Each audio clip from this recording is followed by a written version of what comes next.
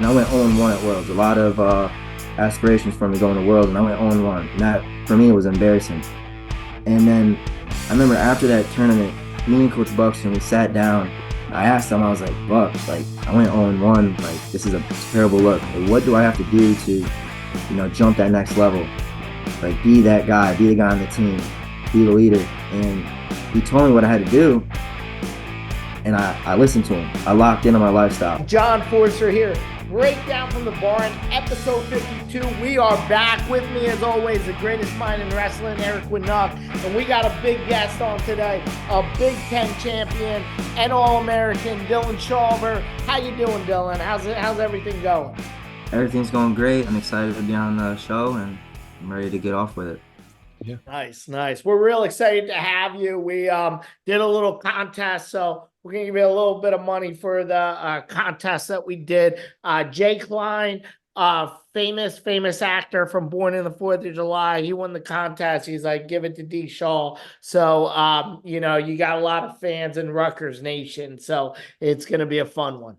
And John, I got to officially apologize to our boy Klein on the air because we were busting him. So D. Shaw, just so you know, we were running a draft for the NCAA's picking wrestlers, and a couple of his picks at the end, I was kind of busting a little bit. He ends up winning the whole thing. So I got to take a little crow on that, but good job, Jay Klein, coming through and getting D. Shaw the NIL. He got it. So D. Shaw, let me tell you something right now. You're probably a little bit of a celebrity right now. You're an All-American. You're a Big Ten champ. How does it feel to be, to have that prestige? You come off as very humble. How do you keep yourself grounded with getting those accolades?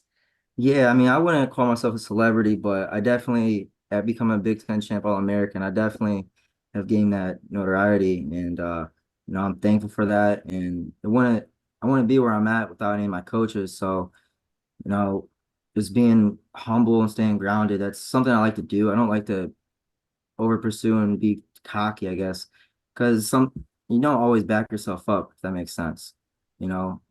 And just going off of that, that's that's how I like to be, I guess. Yeah, it's all good. And don't pass up you being a celebrity. We were there last year at Final X where a bunch of kids came up and say, hey, that's a Rutgers wrestler, right? I said, yeah, it's Dylan Shawver. And they came running to you. You were signing autographs. So it was cool to see that. And I also want to add, we've got behind me all the All-Americans. So Dylan, you're going to be up there. We added 2 more this year. Obviously, Yara came through at heavyweight, but Dylan placed in 7th. He's going to be back here with all these big time names. So congratulations on that. It's going to be cool to see your name back here. How does that make you feel? It makes me feel great, being up there with Nick Suriano, Sebastian, Ashnault, and just all the other guys. I'm thankful for that. And being able to put my name with those guys, especially at Rutgers, it's a big step in my career and just for me going forward in wrestling. And on top of that, you mentioned to go in Final X, being I guess, a role model for those guys.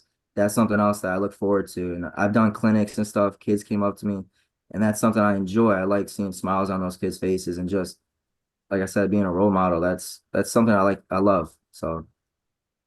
Yeah, and speaking about that, I know you got close with Stu Kohn. That's why we had him in our suite at Final X, and he's been a RU fan from the old days when me and Nuck were there, and we used to work for him back in the summers and the day. So, what's it mean to have the Rutgers fan base, and especially guys like Stu Kohn, out there helping you out, coming from Ohio into New Jersey, not someone that's from the state, and you got this, fan base behind you. Yeah, no, I'm very thankful for Stu Kohn. He's a mentor to me.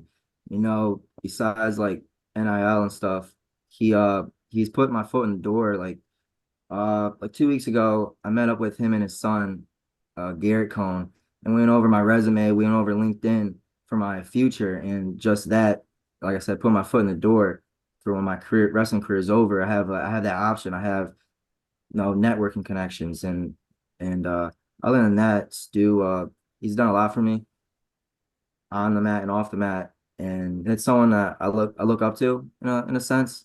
And having him have my back is something I'm grateful for. Listen, That's great. Detail. Well, let me jump in here first. Good stuff with Stu Kohn, but we see you on the Instagram. How come you didn't hit me up on LinkedIn yet, man? I'm all over that thing. I'm still learning. I'm not the best at it yet. All right, we got to get linked up on there. Yeah, John, you got to get him in your White Claw Tuesdays back There in the you day, go. get him on the board there.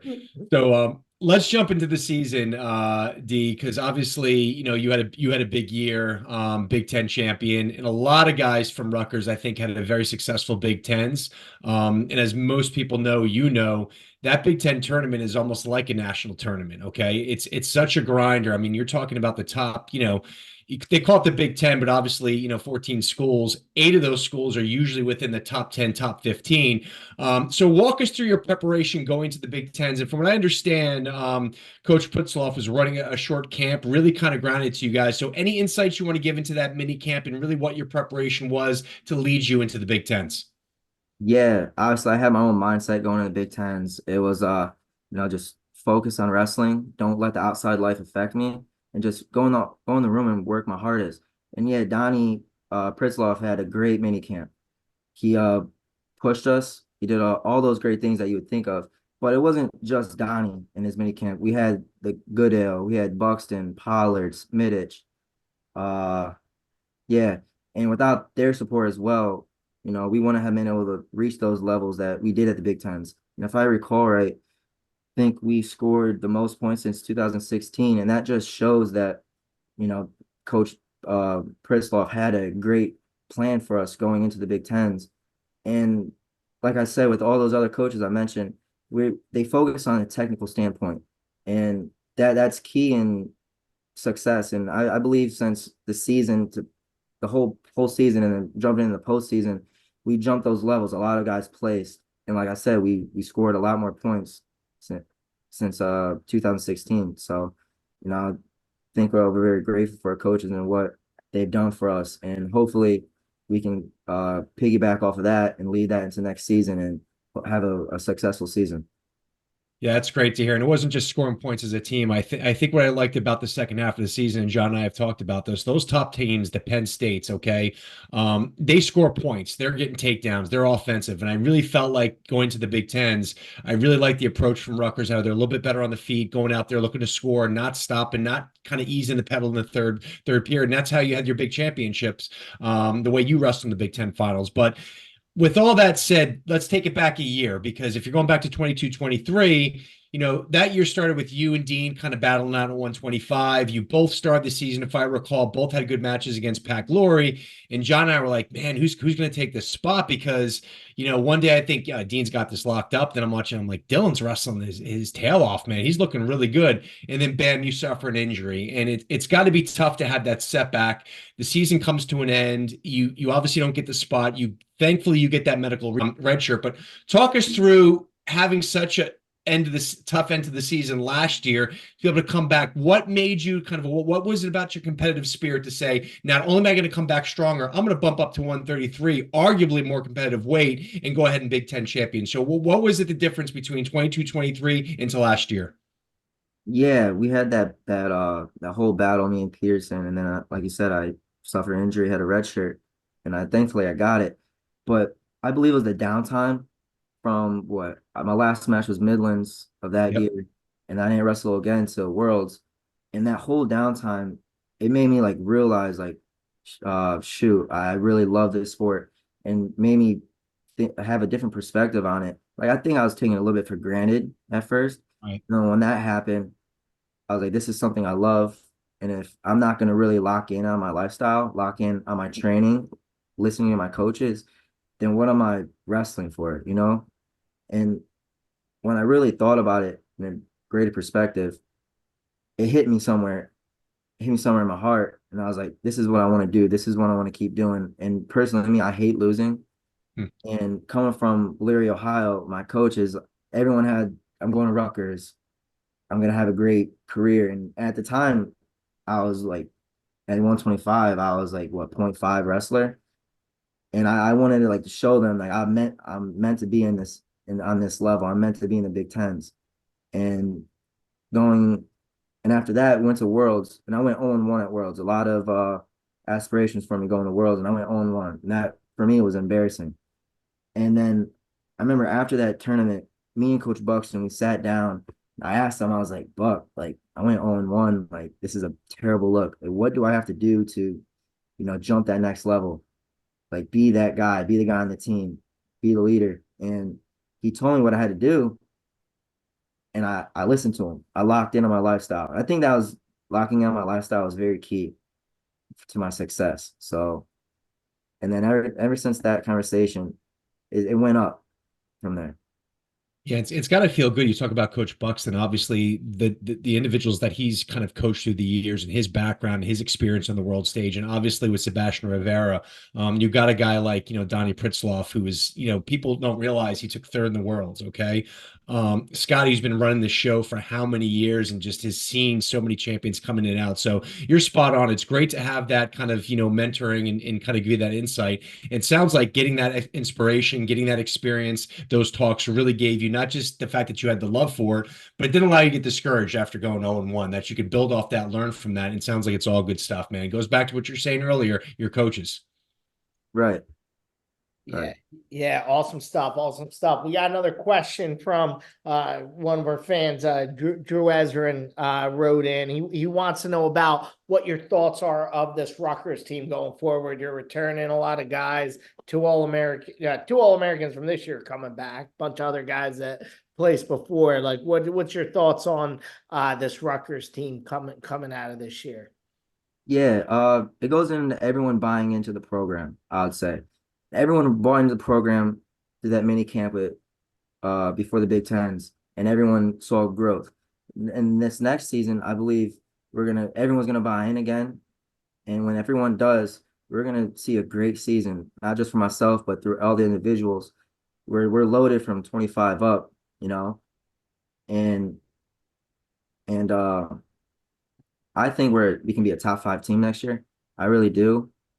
But like I said, everyone's got to buy in, live the lifestyle, and when you're in the room, train the hardest you can. Because if you don't train the hardest you want in the room, that's not going to transition onto the mat. So that everything happens in the room. Yeah, it's great. And talking about the room, obviously you're talking about Coach Minnick before, and some of the guys he's been kind of recruiting and bringing in. You got some young hammers coming as well. So it's not only the team that you're bringing back. You guys got coming in. You got guys coming off red shirt. I think you're gonna, hopefully have Oliveri in there. So I agree with you. I think, what you're saying. It's almost as if this line could be even stronger next year, and we're gonna have some depth coming in because we've got, I think it's like a top 5 recruiting class. So a lot of good stuff to look forward to next year. But let's take a pause from wrestling for one quick second. So Dylan, talk to us when you're off the mat. It can't all be about business. It's not all about wrestling. What other interests do you have? Tell people something about you maybe we don't know. Shoot. I mean, I love hanging out with my friends. That's something I love to do. Uh, I love going down the shore, enjoying myself a little bit. You gotta have a little bit of fun time here and there. You can't be a robot, because I feel like being a robot, you just get thrown off and you're so focused on something. And I like lifting. That's something I do. And that's something I've been able to focus on this year going 133. Yeah. When I was 25, I wasn't able to focus on lifting. And that's something that I get to do this year or this past year as well. Well, you gotta keep up with guys like John Paz with the lifting, man. You gotta get on his Instagram page. I gotta see you out there. Yeah, that guy's gonna get big. He's gonna get big. Yeah. What beach do you go to, Dylan? I like Belmar. Belmar. Yeah. Jabare. Back in Rutgers, back in the old days. Yep. Nice. So, all right, good stuff. So we're going to continue this conversation. We're going to go into episode part 2, episode 52. This was a good chat, Dylan. We'll be back. Be sure to listen to the next episode 53, coming up with Dylan Shawver. Talk to you later, guys.